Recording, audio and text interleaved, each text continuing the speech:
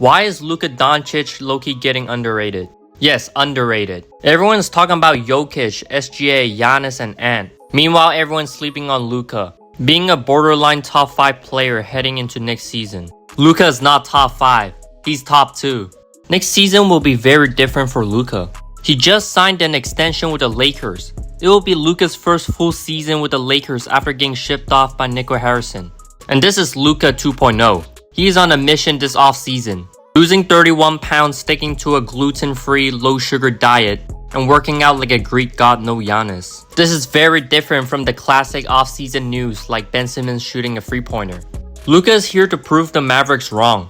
If there's one thing you know about Luka, you don't get on his bad side. Now the Mavs have to worry about Luka dropping a 40-point triple-double every time they play. Have people forgotten how good Luka is? Before last season, Luka played 6 years in the NBA, and he already has 5 All-Star selections, 5 All-NBA selections, all first teams by the way. He already has more All-NBA first team selections than Steph, Chris Paul, or Russ had their entire career. This guy's only 26 years old. He only missed the All-NBA selection when he was a rookie and last year, because of injuries and not enough games played. Luka had a down year last season and still averaged 28, 8, and 7. 28, 8, and 7 is considered a down year for Luka. Most players in the league would have their best season with that kind of stat line. He was injured and had to adapt to a new team, and also mental aspect being snaked by Nico Harrison. The Lakers got eliminated by the 6-seeded Timberwolves in 5 games, but they were only separated by 1 win in the regular season, so it's not like it was a crazy upset. Luka still averaged 37 and 6. Luka didn't shoot the ball that well, but it was more to do with JJ Redick forgetting you need a center in a basketball game and barely letting Jackson Hayes play. Look at the 2024 season when Luka was healthy. He averaged 34, 9, and 10, winning the scoring title and led the Mavs to 50 wins and securing the 5th seed in the bloodbath Western Conference. And somehow he only finished 3rd in MVP voting with 4 first place votes. This just shows the MVP is a media award.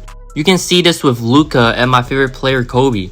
Luka was easily my MVP in 2024, and he showed that in the playoffs. Luka and the Mavs faced a 50-win team every single round. The 2024 Mavs had a harder path in the playoffs than the 2011 Mavs.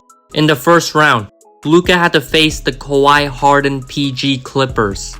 Then in the second round faced the first-seeded young OKC with Shea, Shed, and J-Dub, where Luka was getting tackled and faced dirty defense by Lou Dort and the Thunder.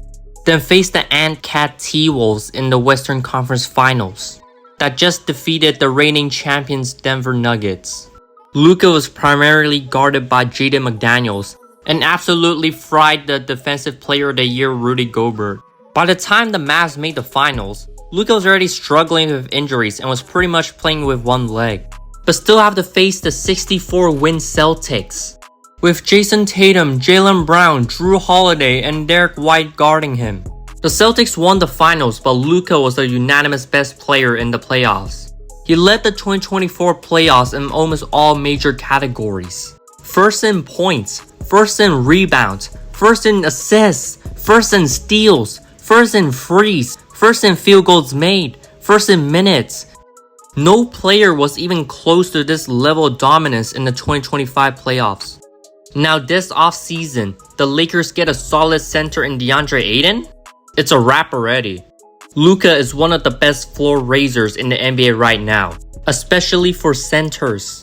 You can see this when he was still on the Mavericks. He elevated Daniel Gafford and Derek Lively. Even on the Lakers, Jackson Hayes played his best when he was playing with Luka. Any solid center is a lob threat when Luka is running point. DeAndre Ayton just have to play decent interior defense, setting picks, and catch lobs from Luka. And he's going to eat in the paint as long as there's no icy roads. 2025 was just a warm-up season for team chemistry and adapt to his new team. Luka Doncic will be on his villain arc and have a bounty on Dallas every time. And here's the scariest part. Luka is hungry, not a weight joke. Luka is the only superstar in the current era that still has no trophies. Shea now has an MVP and a championship. Luka will be a different animal and the same beast.